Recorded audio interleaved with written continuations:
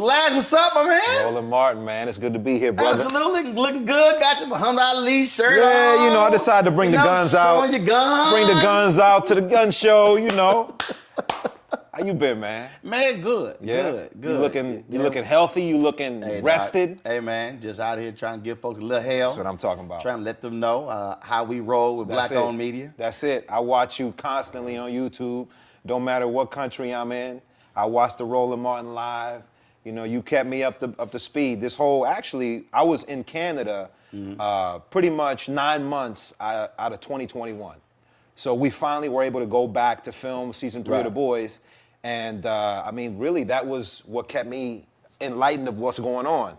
I pretty much stopped. I broke my news addiction. Got it. That I had for the last 4 years because I did realize that there was a certain sense of anxiety that kept me watching the news from the moment I woke up to the moment I went to sleep. Never happened to me before. And I have unplugged a little bit and been able to focus again on things that I love to do, read more books that I like to read. But there's certain places that I do go to keep me current, and yours is one of them. I appreciate it, man. Absolutely. And see, that whole thing was, because people don't realize, I don't watch. Right. I don't watch the cable networks. Right. Because one, they're repeating the exact same thing. Yes. And you didn't have the variety of topics. You don't have really going in depth. You have the 6, 7, 8 minute segments. So people ask me all the time. They talk about. They say, you know, when you did Roland Martin Unfiltered, dude, you'll go 45 minutes to an hour. I'm like, yeah. Because one, I'm not asking somebody. First of all, no one else is in my ear. Right. Saying we got to move on. Right. Because it's mine. Right. And if they are, I'll just pull it out. Right. And I said, because for me, the way I roll is, I think back when I went to CNN, we sat down and they asked me, and they said, what kind of show you want to do? And literally, so this is 2000 and, I joined them, so this is 2007. I said, it's going to be a scripted, unscripted show. I said, you let it flow. Right. I said, the script is a guide. Yeah. Sure, we're going to have these elements. I said, but if that conversation is fire, I'm gonna keep that to tomorrow. Let's go. Yeah. Like I hate the phrase, sorry, we gotta leave it there. Right. No, actually we don't. Right. You don't have to run that package. You don't have to go to that next story. So my whole deal always is, now if I have a guest, that's a different deal, but it's like in the middle of the show, this is my TV One show, all my shows, I'm actually back timing in the middle of the show. Like we're sitting here, we're talking, and I'm sitting there going, okay, I know we got 3 commercial breaks, so I'm gonna let this thing go 12 more minutes. Right. I'm gonna cut this on the 5th segment, the 4th segment, I'm gonna kill that package in the 3rd segment while we're in the middle of the show. Right. Because for me, when that red light comes on and it's go time, you have to be in the moment and you be thinking like for the audience, what makes this interesting? Right. And that's why I can't watch most of those shows because they're so stuck in the formula. And it's just not interesting. And I can't watch. Yeah, no, I also love that you bring on controversial people or people that you are going to go head to head with. And I ain't scared. No, and I enjoy that. I love seeing people come on your show and actually have a joust, you know, an intellectual battle between you two, and may the best man win. You know, and see, it's like boxing. Yeah. It's boxing for me is like every time I interview a singer or a comic, I'll ask them, and this was before Versus, I'll ask them, who would you love to go on stage with in front of an audience in this microphone? Who would you love to battle? Who would you love to challenge? Who do you think brings the best out in you? Who absolutely raises your game? I guess in acting, when Pacino and De Niro were in Heat. Right. But they were actually in scenes together. Yeah. Now, granted, that's a little different because how movies are shot. Sure, it's scripted. And it's so there's a scripted winner. Right. Right. But the dynamic still being on screen. And so I love asking people that because it's somebody who does that, who said, yeah, no, I wanna take this cat on. I want this one. Yeah. Right. Yeah, absolutely. And I don't see anything wrong with it. And it's the same thing for me when it comes to television debate. I'm like, yo, that's why I'm always like, okay, who ready to roll? Yeah, it is competitive to a certain degree. Oh yeah. You know, and debates are, and I feel like we're in such a hyper polarized state right now when it comes to pick a side. Right. And if you pick a side, what does that actually mean? Well, what it's starting to mean, or at least where it is now, is you have to pick everything on that side, Right. whether you agree with it or not. And Right. I'm not built like that. And that's the problem. Yeah, I can't agree with everything. Right. For me, I'm like, defend your shit. That's Right. my whole deal. That's like, it. what's the issue? Right. And if we go at it, let's go. Right. But yeah, like I never self-identify as a Democrat or Republican. Right. I don't call myself an independent. I said, no, I'm just a voter. Right. I look at the issue. And if we go at it on Right. an issue, like we might be real cool, 100%. but on this one, we disagree. Yep. And I'm like, let's go. Right. Now, we cool after. Right. I ain't got nothing against you. Right. I ain't pissed. Right. I'm not like, man, the hell with them. Didn't you have not Stephen Miller? What was the alt-right dude? Didn't you go? Richard Spencer. You had Richard Spencer on. So Didn't when you? he came on, same thing. That was a trip. That was on my TV One show. Man, that was great, man. And let me That tell was you a good one. Let me tell you what happened with that. So I walk in, and I had who was I listening to? James Brown, probably. No, I was listening. No, I was listening to. Do you remember the scene from Malcolm X when they walked from the police station to the Oh hospital? yeah, of course. Dum dum dum dum dum dum dum. Yeah. The Terrence Blanchard score. Yeah, yeah. So that was like that's a straight up hype song. Right, you were ready. You was Like anytime when I was working, right. You coming out the tunnel with that song. right? And I would go meet Right. with my white bosses. I'll put that on. I'm like, man. I'm letting y'all know. So when I walked in, he's in the green room. Normally I speak to the guests. I ain't speak to him. Nothing. It's like Right. I ain't talking. Right. They brought me out to the set because I had my speaker with me. So I walked out, listened, the big payback, the one from Django Unchained with James Brown and Tupac. Yes, sir. I walk into the studio, straight up. Right. Straight up. With theme music. Dog, straight up, walking with a speaker. See that shit down on the table. Audio comes over. Mike, he's sitting right there. I ain't said nothing. Mic me up. All you needed was an announcer. And in this corner. Put my earpiece in. I was like, y'all ready? Right. We about to go live. Right. I'm looking at the clock. I'm like, we about to go live. That's all I said. Right. When that shit hit, it was on. That's the deal. I don't even. Bro, I felt it. Watching it, I felt the tension. And see, everybody thought I was gonna go off. See, this is what I tried to explain to people. It's the art of the debate.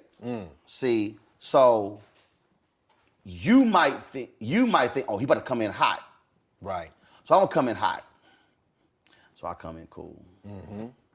So my deal was, folks was like, oh man, white supremacists. I was like, nah, we good. Right. I said, no, I won't. I said, I ain't gonna be hot. I said, I'm about to wear his ass out. Right.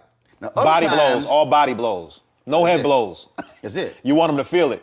And so it's like, I got a bunch of black people like, yeah, when that man asked you, who are you? You should say you a black man. I was like, no, because you dumbasses don't know how to debate. Right. He wanted me to say I'm black. But first of all, I don't need to say I'm a black man, I am. Right. But what messed his ass up was when I said, I'm a man. I'm a Christian man. Right. So You disarmed again, him. boom. Yeah. So I got ignorant fools out there. Man, you couldn't even admit it. I said, because y'all don't know how to debate. Right. I said, I completely threw him off. And the look in his eye was like, shit, where did I go Right. now? He just messed me up with that one. Right. And I said, so now he off kilter. Yep. I said, so now I got his. Now any attempt he tries to take that away from you, now he's dehumanizing you. See? And now you got him. And that's the thing that cats don't understand. Right. They don't understand. And so it's funny, again, I tell people, I was just watching the documentary, one documentary was on Muhammad Ali, and the brilliance of the tactician on how he picked apart. Right. You pick apart your opponent depending upon who your opponent is. You don't, somebody asked me, they said, if there were 10 fights, who would win, Ali or Tyson? I said, Ali would win 9 out of 10. They were like, what? I said, because he would completely pick Mike Tyson apart. Mike Tyson apart. Yep. His head, he'd get in his head. Tyson Before the fight. Tyson had one style. Yep.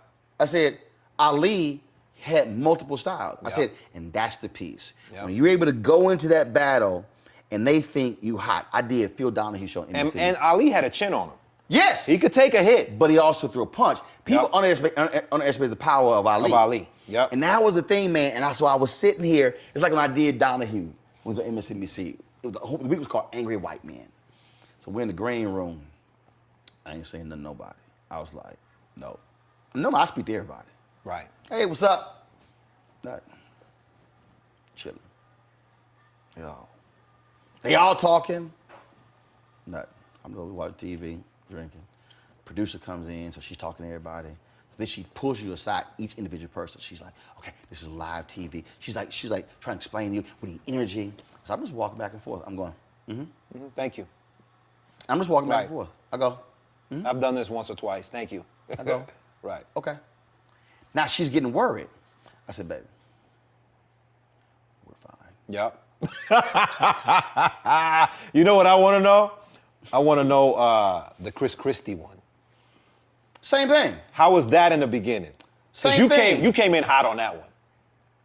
You came in No, hot. no, You ripped him, bro. No, actually, okay, so You okay. tore his tie off, No, his shirt off, his jacket. No, but he was a mess when you got done No, with but him. I didn't come in hot. Okay, so let me see again, though. So here's what happened. They actually had us in the same dressing room. I didn't want to be in there. Right. See, I don't want any conversation. Right. Because I know. Trying to soften you up before we get on set. Right. I know what I'm about to do.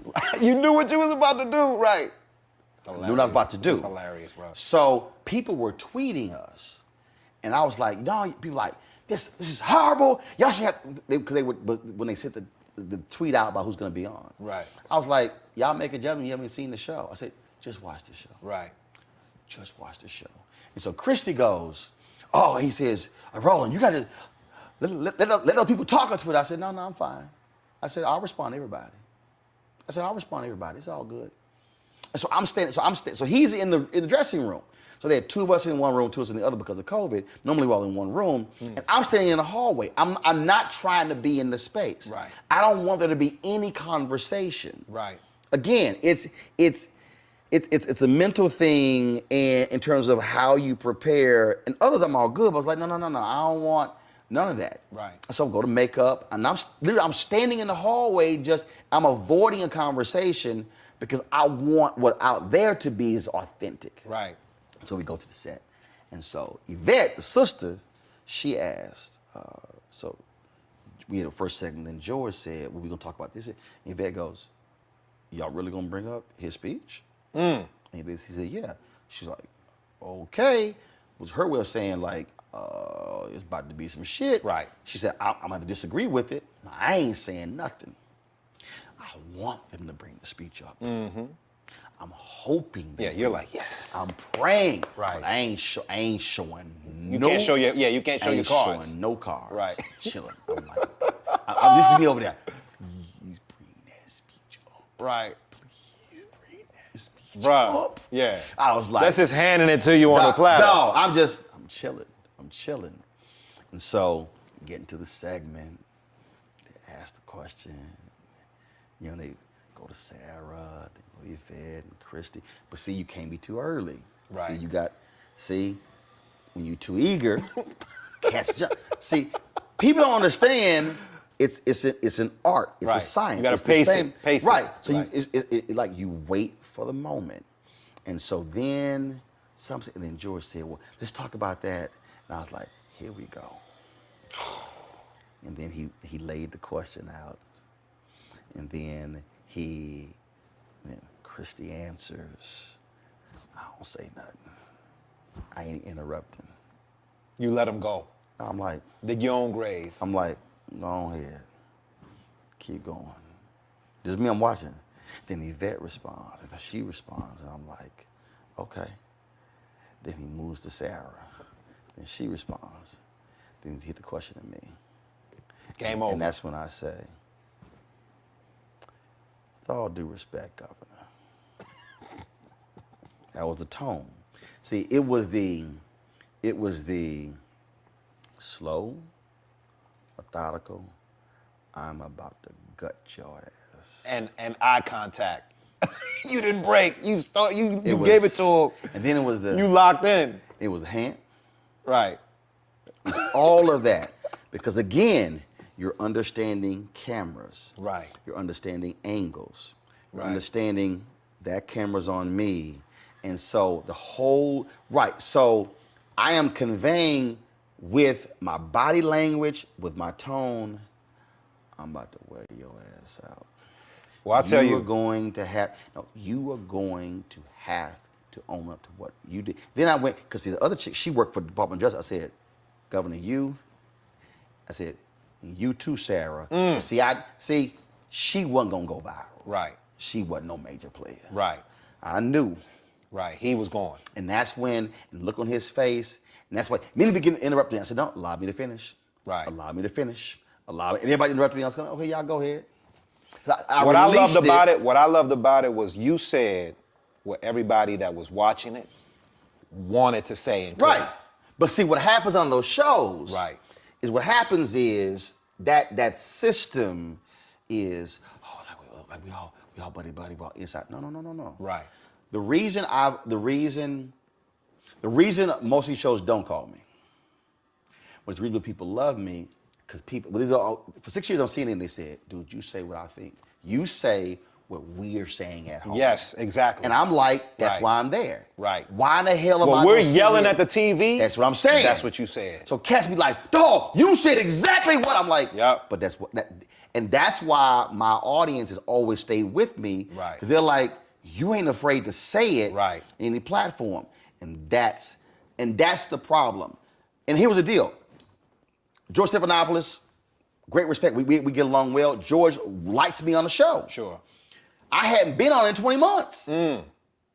So the way I operate is, I don't know how long you're gonna call me. Right. So I'm not one of these cats like, oh, let me do it this way. So they'll call me back. They're gonna call me back. Right, yeah. There's no guarantee you're gonna get called back. Sure. So my deal is, I'm gonna say this shit while I'm here. And I don't know when y'all call me back. Right. But guess what? If it's another 20 months, y'all gonna remember this shit. Right. It's like when you gonna remember this punch. Right. You gonna remember when I knocked this sumbitch out. It's about us. Everybody out together. We are in sunny South Dallas. The election is coming up. It's super important that folks know who they are voting for, but more importantly, what they are voting for. Everybody out. Y'all, we got the free shirts and free lunch right over here. Freedom is our birthright. No matter what we're up against, we're sending a message in Dallas and Texas and in the country. We won't back down. That's what this bus tour is all about. The housing cost is one of the most capitalized areas that we have found. People who are marginalized, that are brown and black, we are suffering the most, and I think that we have the biggest vote and the biggest impact in this election. I'm voting for affordable housing, for sure. We should not be paying the cost of a utility failure because our elected officials are too proud to say we need help. I know that we can bring out our people to vote. It's a part of our birthright. It's a part of our heritage, and surely it's a part of our present and part of our future. That's right. That's what's up. And we won't black down. Forward that message to 5 friends, because in that message, it's got links to how to get registered, how to check your registration status. Like I said, 2:30 we'll start rendezvousing right here on this street. I am voting to let our voice be heard in the rural communities that, hey, we are people too. There are things that we need. Free shirts, free food, and lots of power. We are in Longview, Texas, where Black Voters Matter, 365. Whatever type of oppression a white supremacist throws our way, we will not black down. We are in relentless pursuit of liberation of our people. Freedom is liberation for black bodies and black communities to make economic change through political power. Freedom is choice. We won't black down. We won't black down. We won't black down. We won't black down. We won't black down. We won't black down.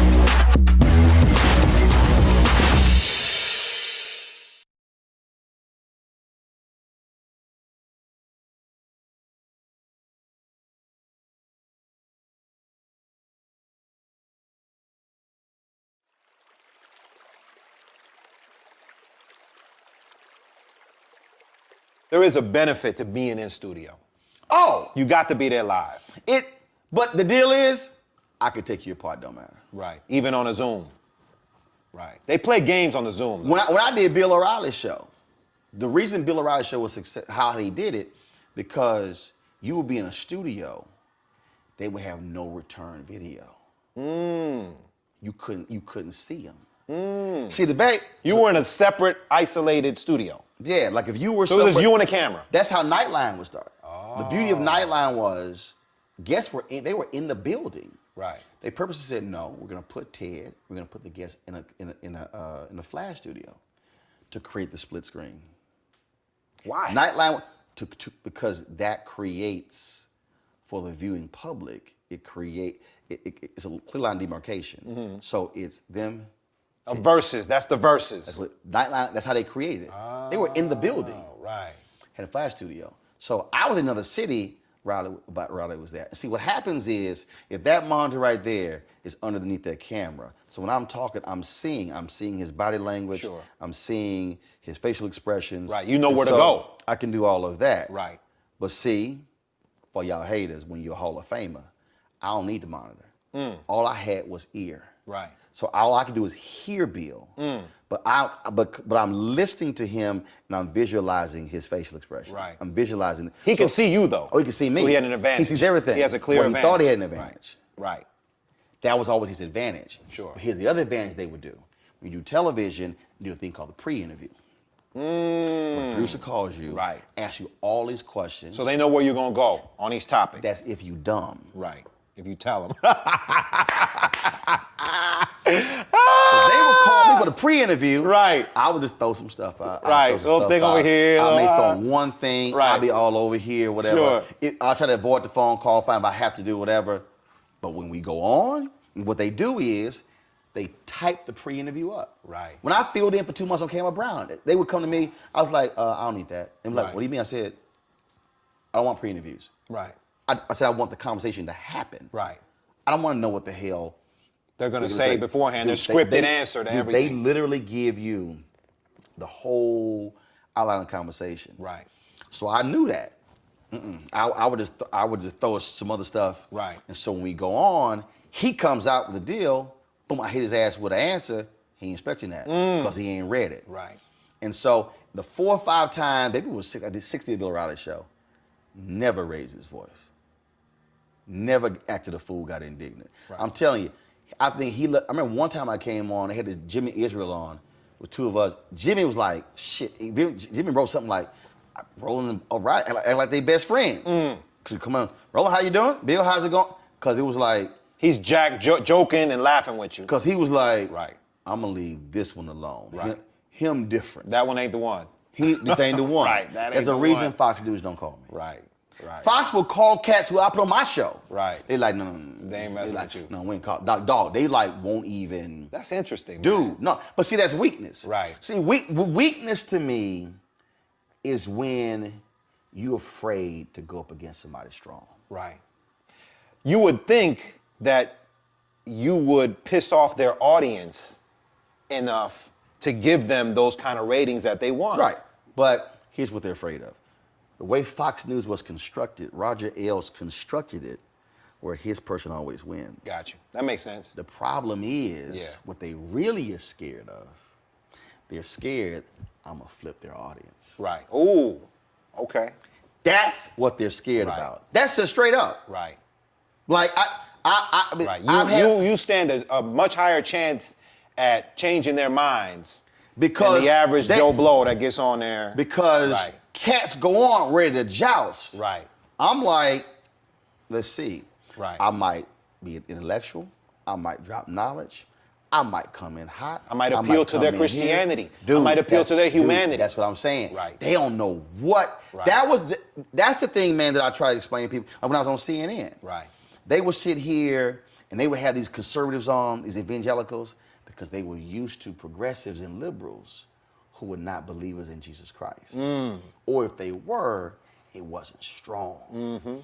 And so I remember, man, I was on CNN and it was me and Tony Perkins and it was when Obama was at Rick Warren's church, and they had this, and it was Warren, it was Obama and McCain both sat with Rick Warren, and we televised it, and Rick, and this was like after the Jeremiah Wright stuff, and so Tony Perkins, you know, used to be a pastor, big time white conservative evangelical. He starts talking about, you know, he starts going, Jeremiah Wright, blah, blah, blah. This is not what a pastor does. I said, I'm sorry, first and foremost, what you're articulating is wrong. The first and primary responsibility of a pastor, I said, is to, get new disciples, to bring people to Jesus Christ. So I start breaking down the role of a pastor. Right. I said, now, Tony, do you want to have a theological conversation? He didn't want that. I said, I'm more than happy to have a theological conversation about the role and the responsibility of a preacher and a pastor and what their duties are. Because I said, we know what the Great Commission was all about. I said, what Jesus said, go out and make disciples.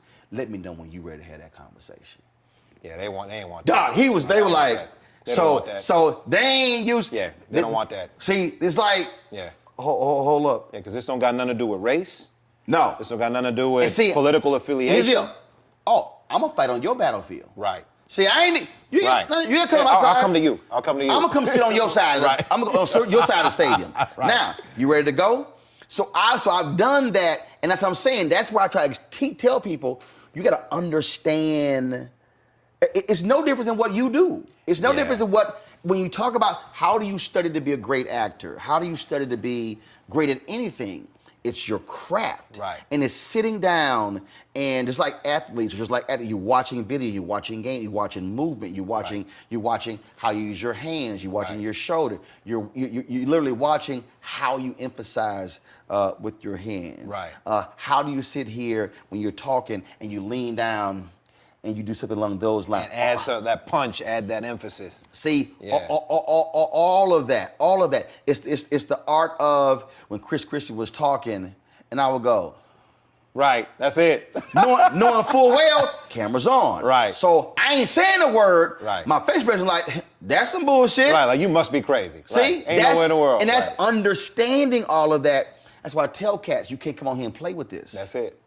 You can't come on and play with this. That's it. Because somebody is watching, and they're sitting there going, what are they saying? Are they going to bring it? Right. And that's the piece, man. And so when you bring that to bear, right, and all of a sudden they're like, okay, we don't know what he going to hit us with. Right. They like, nah, don't. That's why Laura Ingraham. Nothing. Sean Hannity. Nothing. Tucker Carlson.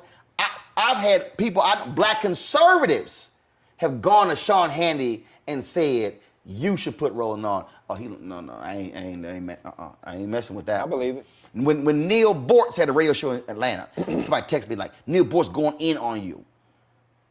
Tweeted his ass. Called his show. I said, when you want to go? So I'm coming to Atlanta. I said, you know what? I'm supposed to leave on Sunday.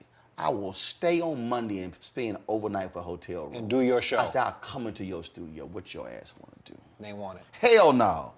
He's like, oh, hell no, he ain't, no. And that's what I said, oh, so you gonna talk shit about me. Right. But you afraid to sit across from me. Right. That's why they're scared. Right. They're like, no, we don't want no part of him. And to me, that's weak. Well, it was definitely a necessary voice that we needed for the last 4 years. We needed that. But they were scared of it because I'm telling you. it. I mean, I had an executive say, Roland's to a friend of mine, Roland's like a strong cup of black coffee. You know, not everybody can handle it. I said, but see that right there? That tell me you're a weak executive. Mm-hmm. You a weak executive. You a weak cable news executive and you said that bullshit. Because your job, that's like a trainer saying, nah, he punched too hard. Right. I'm sorry, are you trying to win the title? Exactly. Or are you just trying to pick up some easy fights? Yeah, that's and it. get paid? That's it. What is it? Yeah.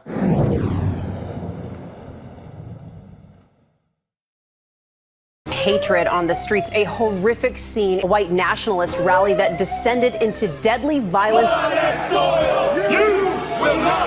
White people are losing their damn minds. It's a An angry pro-Trump mob storms the U.S. Capitol. We've seen shootings. We're about to see the rise of what I call white minority resistance.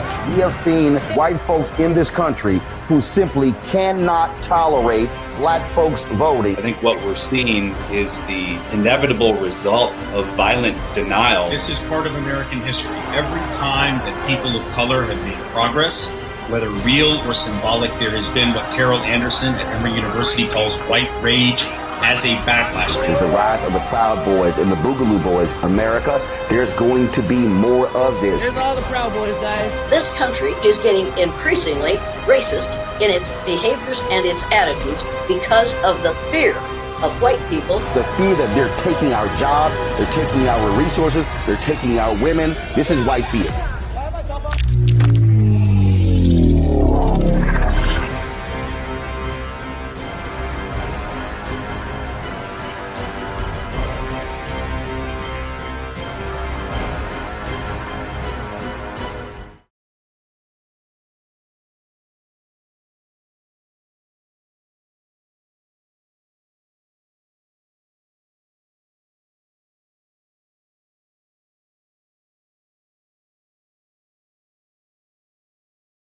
But the thing that I try to tell folk, older or younger, that's why I say you got to understand, I say you have appreciation for the craft. That's why I love talking to folks in various fields, because I want to know what they do, how they do, what's their process, what do they go through, how do they deal with that? Because that speaks to, again, the craft. When you talk to a rapper and he take you through, and it's the breakdown creative of process, the creative process. Because it's very easy to watch the end result, but it's that process. Yeah, we have our own creative process too as actors. You know, I mean, it doesn't start on set. Right. You know, it starts when you get that script and you start creating that character at that moment. You know, when you start having conversations. At least this is how I do it. Right. You know, conversations with the director, or if it's in the television format where the writer is actually king, then having conversations with that writer. And are you grilling them like oh, absolutely. You trying to drill as deep as possible? My main thing is always, I am on screen and I am representing what a black man is to the entire world that's gonna see this. And this might be the only black man, a representation of a black man that they see. Right. So I am responsible. Right. For how they see black men. And it's my responsibility to, if I am not playing an upstanding, honorable, someone with a strong principle or moral core, to make sure that this character is so specific, right, that it is him, not black men, right, that are this way. And I wish that more actors would realize how important their position is as an actor of color, playing people of color on screen. Because there are people that see us all over the world in these different images that we portray. And not everyone knows black people to know. Yes. That's not all. See, what you're describing right now literally is the exact same thing for me on cable news. Because when I was on CNN, it's seen 200 countries around the world. Right. So I needed people to see the fullness of a black man. 100%. I needed them. So if I'm sitting here and I'm dropping Dietrich Bonhoeffer, the German theologian who studied at Abyssinian Baptist Church in Harlem, I want them to go, well, did he just drop the German theologian Dietrich Bonhoeffer and his teachings on cheap grace? I want them to go, hold on, what did he just say? When the other white commentators are working in Rolling Stone songs, I said, let's talk about Frankie Beverly Mays' Joy and Pain. Right. Right. They were like, who the hell? I'm like, I ain't talking to you. Right. So it's introducing something new, but who you representing. Yep. And that's the thing, man, that's why I'm telling you, bro, I tell people, don't play with this. No. You don't know how you're touching, how you're impacting somebody, how you can change somebody. It's almost offensive when I see an actor that doesn't take it seriously. It is offensive. When all they do is pisses just me off. Memorize lines and regurgitate it. You can tell who's done the work, and you can tell who hasn't. Right. And they're basically wasting an opportunity and misrepresenting us as a culture and as a people by not doing that work and challenging writers and challenging directors and holding them accountable for how this character is portrayed. And okay, this character is doing this, why? This is gratuitous. He doesn't need to do that. Right. Well, how does this push the story forward? Right. Or does it just depict a violent black man? If it doesn't push the story forward or it doesn't somehow connect to something else that makes up his DNA, we don't need that.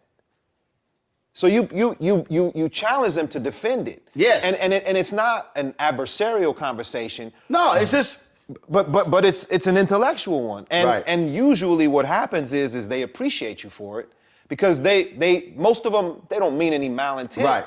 They just wrote it, you know, and they were focusing on another character. Right. And you're like, well, you know what? You may have been focusing on these one or two characters, but now that I'm involved, we got to focus on this one. But it also exposes, again, it's all been written through their prism. Yes. And it's like, yo, that's not your lived experience. That's not your learned I'll tell experience. you, this show that I'm on right now, The Boys, and I'm not selling, but as an artist and as an actor, it's probably the most fruitful experience because I have worked hand in hand with the creator of the show in developing this character, in developing his relationship with his daughter, in scenes that I really can't talk about right now because it's from season 3, but scenes that have no lines in them, but they are what a black man who is raising a black daughter, things that have to do with hair, things that have to do with you know, their inability to know that much about each other because of the difference in, you know, male, female, her age as she's growing. But there are conversations that we addressed that were very important to me to display because black fathers, especially black girl dads, I don't believe get enough credit. Oh, no, not at all. I don't believe we get enough don't credit. at all. And well, first of all, Dr. Whitfield and I talked about this here. And the problem also is you just have this whole notion that all dads suck. Right. All dads can't do shit. All of them are bumbling idiots. They can't fix anything. But black fathers in particular. Right, absolutely. But it's this whole idea, we talk about manhood, like the whole idea of you watch the commercials and dad can't quiet the kids. Right. Or the kids are out of control and he come in, where's your mama? Your punk ass handle that. Right, yeah. And I'm like, I know my dad handle it. He ain't asked for my mama. Right. And so all of that, and so it's like, absolutely, it's what you bring. And it's also getting people to understand that, no, why this is important, because people remember it. Absolutely. They remember it. And we're breaking stereotypes that were not created by us. That's it. That's you it. know, if they were accurate, that's one thing, but they're not accurate. That's it. You know, And they're exploitive. And you're changing it. Yes. I had a sister, we worked at CNN together, and she was trying to get me to change my clothes. I was like, hell no. I said, I was raised clean. We dress clean. Right. Now, I said, I'm not going on the air with a blue suit and that ugly ass Brooks Brothers tie. Right. I said, that basic ass stripe. I said, that ain't me. Right. It's a uniform. I said, no. I said, my shit gonna have a pattern. It's gonna have some color. Right. I said, we're gonna rock the different pocket squares. Right. So my deal is, so what happened was she went maternity leave. She adopted the kid. And so she was watching. She came back and she said, I know what your ass doing. And she said, damn, that shit's brilliant. I was like, what? She said, I've been trying to get you to change your look, essentially that uniform. She said, you completely stand out. She said, you're not just one of the few black faces. She says, you completely stand out. She said, when they go to that wide shot, she said, you pop. It is undeniable. There's Roland. Right. I said, now you got it. And I mean, I You wanted remember me to blend in. Yeah, I remember back then, man. You put us on the pocket squares. That you were one of the first pocket square pioneers, them all the time. Yeah, you were part of the pocket square movement. And they literally said, "What are you doing?" I was like, "Man, I'm not going on no damn TV." I said, "With a blank pocket." I said, "No." I remember back then, the movement was, the way it started was pocket squares and socks. That's when all the funky socks started coming out. You could be in a nice suit, and then boom, when you rock the socks, you got the crazy patterns and colors, and they didn't have to match. Right. You know, and then the pocket squares. See, for me, it was the tie, the pocket square, the cufflinks. Right. Because see, what happened, it's like you saw what I just did right It was the desk, right? It was right here. So what happens is, you would be talking, and so I showed somebody, it was like, well, yeah, but you don't see him. I said, let me show you the move. Right there. I see him right there. That's the move. Yeah. The move. Let me explain. Hold on a second. So all of a sudden, they see that watch. Boom. They see them cufflinks. Yeah, done and deal. they sitting like, his ass different. Yeah, he's different. I said, and she said, now I see it. I said, now you get it. Right. I said, you wanted me to blend in. Right. I said, I wanted to stand out. Yeah, we don't do nothing blended. We don't blend in. And that was the thing that I said, so now I'm standing out with my look. I'm standing out with my skin tone. Right. Then I'm standing out with my mind. Intellect. Boom, done deal. Game over. They don't like that. No, they don't like it. They don't like it. I had one exec told me, man, because when I launched the line of ties, ascots, and bow ties and pocket square, he goes, now you know, if you were full-time here, you couldn't be doing all these things. And I said, and that's why I never be full-time here. Because my whole deal is, you're not going to control. First of all, my grandmother was an entrepreneur. Right. My mom was an entrepreneur. My grandfather was an entrepreneur. My aunt was an entrepreneur. I said, it's all in my family. You're not going to tell me I can't own a company. And what the hell does he care anyway? How's it affecting him? Who cares if I own, if I have a line of ties, it's none of his business. Ties. It's none of his business. I'm wearing ties anyway. Right, period. How are you telling me I can't own a company and wear my shit on the air? Period. But it was like this, but see, that's where the control comes in. Yep. And that's the piece. It is the control. It's who controls the story, who controls the narrative, but more importantly, it was also who controls my money. Right. And that was the thing, bro. I had executives, I'm telling you, when I was at CNN, it was a trip 6 years. Wow. Because a lot of them could not handle the fact that I had 5 lines of revenue. Would you go back? It all depends on what I'm doing. Got you. I will not go somewhere where I cannot, at a minimum, co-own the content. Got you. And I have to have complete creative control. I'm just not interested in sitting with somebody who doesn't look like me, who is trying to define for me my culture. Right. No. Right. You've experienced freedom, creative freedom. Actually, this is gonna trip you out. I've had it my entire career. I was 20, and I said the 2 most important things to me are freedom and flexibility. I was saying then, if you said, Ro, we're gonna pay you $100,000, and this is what you're gonna do, and then we're gonna pay you 50, and then you have freedom, I was gonna take 50. Take the 50. Because there's nothing worse to me than a box. Right. There's nothing worse than having a skill set you can't do all that you do. There's nothing. I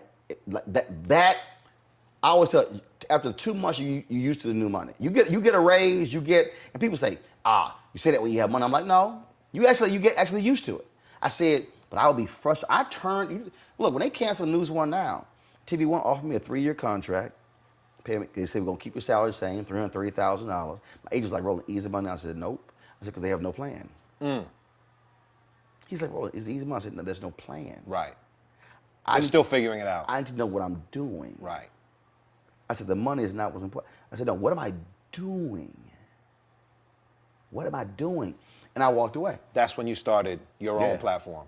I knew, well, in fact, when I was talking with Alfred Liggins in his office and he told me they were ending the show, seriously, there was no movement. There was no gut punch. Did you see it coming? Actually, I called it when we started. When we started the show, I told them, I said, this show's budget cannot exceed $3.5 million. I said, if you exceed $3.5 million, you're putting yourself in the danger zone.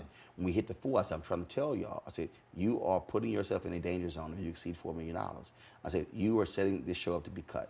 Right. I said, because the nut is too big. Right. I said, I'm telling you, you don't do it. Then we went up to 4.2. I said, I'm telling y'all. What was driving up? It was because they were not hiring multi-skill set people. Okay. I kept telling them that. Okay, so they had to hire more people. I said, people. don't hire somebody who can only produce. Right. I need to be able to produce, shoot. I said they can be multi-skill set. Sure. Everybody on my team can do play multiple positions. Right. I said because the industry is changing. Right. And I said if you do that, I said you're putting yourself in a position to get cut. So I knew what was happening. And I kept telling them, I said, yo, I'm telling y'all what's about to happen. I said, I'm telling y'all this is what's going on. And so then when it happened, literally, bruh, he's talking to me. While he's talking, I'm taking notes. Like literally he's talking, I'm like, I'm gonna walk out of this room and call this person. We're gonna do this here. We're gonna expand the Facebook page. We're gonna do this here. We're gonna blow the website out. I'm gonna buy these cameras here. This is what we're gonna do. This is what this is gonna cost. How much money I'm gonna set aside. We're gonna do all this while he's talking. Right. You were building Roland Martin Unfiltered. While he talking. Right. I'm sitting with the exec. We go to her office. She is in a state of shock. She's like, you're not shocked? I said, I'm literally sitting there, and this is me. I'm looking at the wall. She's like, you okay? I said, no, I'm fine. She's like, are you shocked? I said, no. She said, what are you doing? I said, planning. This is like literally 10 minutes after walking out of the office.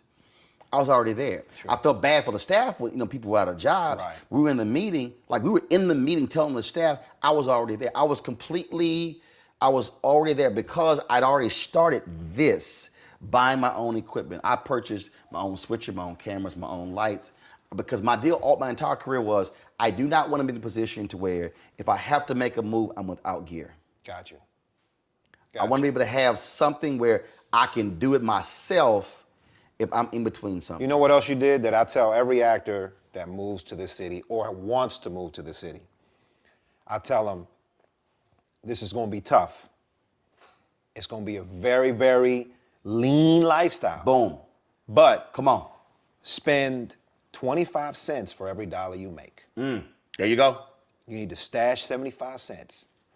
If you can make it on 25 cents for every dollar you make, you're gonna survive the lean periods. Yeah. And what happened was you were in a position where when they did make that cut, you could buy lights and you could buy cameras and you could buy equipment. Actually, no.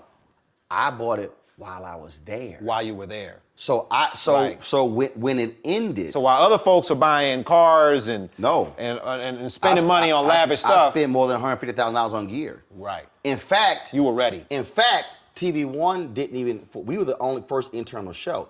They didn't even have cameras or anything for our show. So we would always hire a production company. Henry's over there switching. We hire Henry's company. He would hire the crews and whatever. So then I was kind of like, okay, all right, we hiring all these crews. I'm gonna buy my own camera because a lot of times we couldn't. It was something small. Sure. They were like, no, we're not paying for that. I was like, okay, no problem. You could lease it to them. No.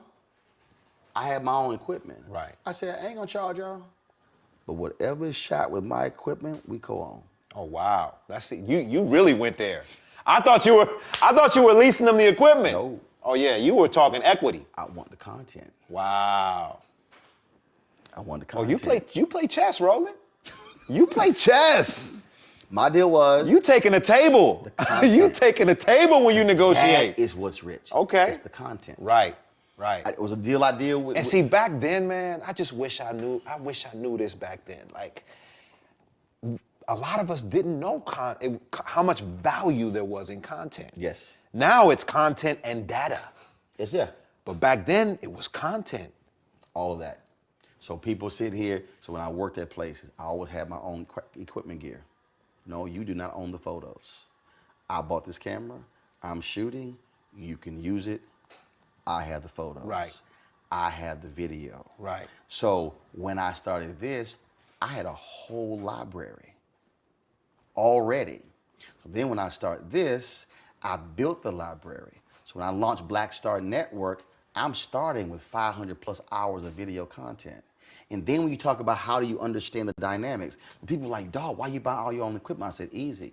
Because, and again, it's just understanding the business of the business. I said, look, if I go to LA and I hire 4 people, and I hire crew plus gear, and it's $1,500 a day.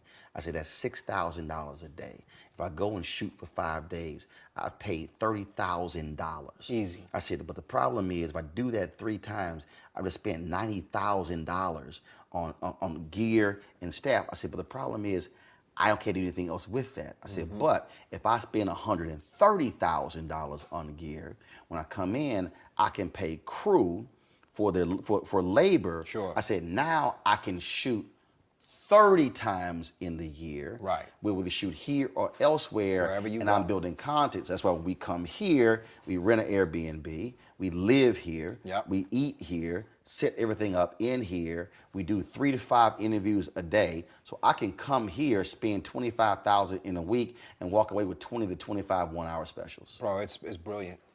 Brilliant. That I now can re-air because I own it multiple times. You know, I just interviewed you, right? Y'all see this, right? I just interviewed Roland Martin. This was a special on you. Come on, baby. But I love it though. This is inspiration. It inspires me. It inspires me, like as a creator and as a creative. It inspires me to see people in other areas creating their own and owning their own intellectual property. Yeah. And that's, I think, for our people. That's the milestone that I feel like we've now started to embark on. Yes. We start seeing show creators, showrunners, black women showrunners, black writers, black directors who are actually writing and producing their own stuff. This is stuff that we talked about, but it's actually happening right now. And it took us this long to get here. But we're here. It's about us. Everybody out together. We are in sunny South Dallas. The election is coming up.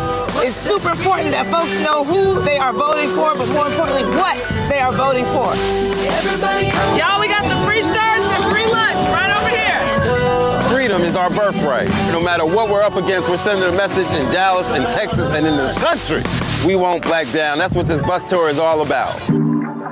The housing cost is one of the most capitalized areas that we have found. People who are marginalized, that are brown and black, we are suffering the most, and I think that we have the biggest vote and the biggest impact in this election. I'm voting for affordable housing, for sure. We should not be paying the cost of a utility failure because our elected officials are too proud to say we need help. I know that we can bring out our people to vote. It's a part of our birthright. It's a part of our heritage. And surely it's a part of our present and part of our future. That's right. That's what's up. And we won't black down. Forward that message to 5 friends, because in that message, it's got links to how to get registered, how to check your registration status. Like I said, 2:30 we'll start rendezvousing right here on this street. I am voting to let our voice be heard in the rural communities that, hey, we are people too. There are things that we need. Free shirts, free food, and lots of power. We are in Longview, Texas, where Black Voters Matter, 365. Whatever type of oppression a white supremacist throws our way, we will not black down. We are in relentless pursuit of liberation of our people. Freedom is liberation for black bodies and black communities to make economic change through political power. Freedom is choice. We won't black down. We won't black down. We won't black down, y'all. We won't black down. We won't black down. We won't black down.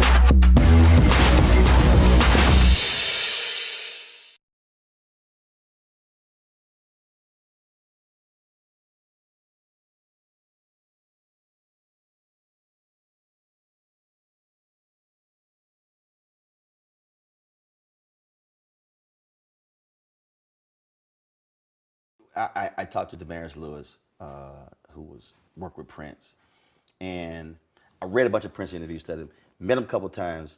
I hate that we never had this conversation. Right. But other people have said to me that, oh my God, Prince loved you. He always talked about it. Van Jones, like, I swore y'all, he said y'all were buddies because he always talked about you. We never, only met him twice.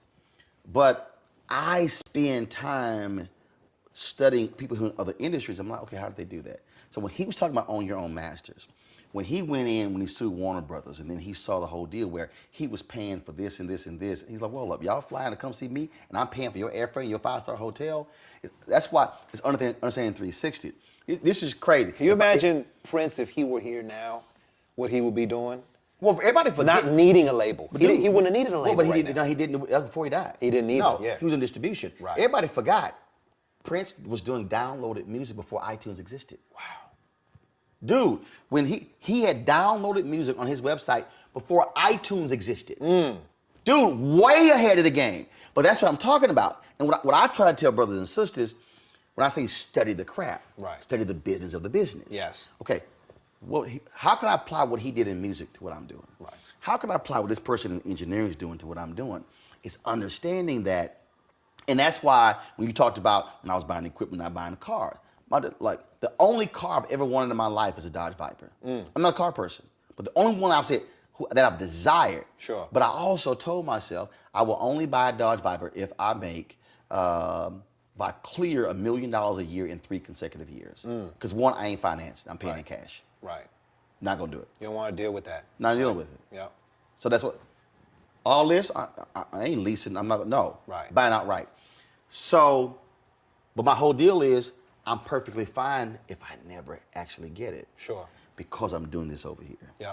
And that's the thing, man. I spend a lot of time studying other people and how these things were constructed and how they were built. And now I'm sitting there like, okay, we can do this, we can do that, we can do this. So when I'm talking to people about distribution and then with content and different platforms, like, okay, this here, because that's what it's all about. Because we are also taught to sell our stuff. We're taught, write a script, sell it. Music, sign a deal, give it away. Yep. Versus what you just said, hold up.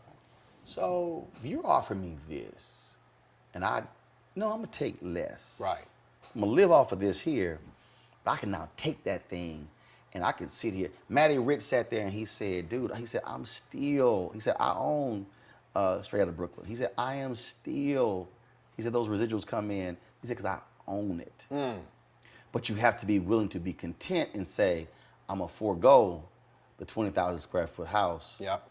Because I'm cool with the 10. Right. Because I own it, because I have my freedom. Yep. And that, dude, you can't pay me for freedom. And freedom is what will keep your artistic integrity alive too. A lot of people that have done stuff that they are not proud of what they had to do, they did it because they had to, not because they wanted to. Yep. And I'm like, now we're good. And that's why I always tell actors, like, live lean. Live lean, because when the dry period comes, and it comes for everybody's career, you have ebbs and flows. When you have a flow, you ride that thing to the hill. You ride it to the hill. But you got to also stash and get ready for the ebbs, because when things get lean, you don't want to have to do something that you're not going to be proud of. Yep. I'm going to add one to it.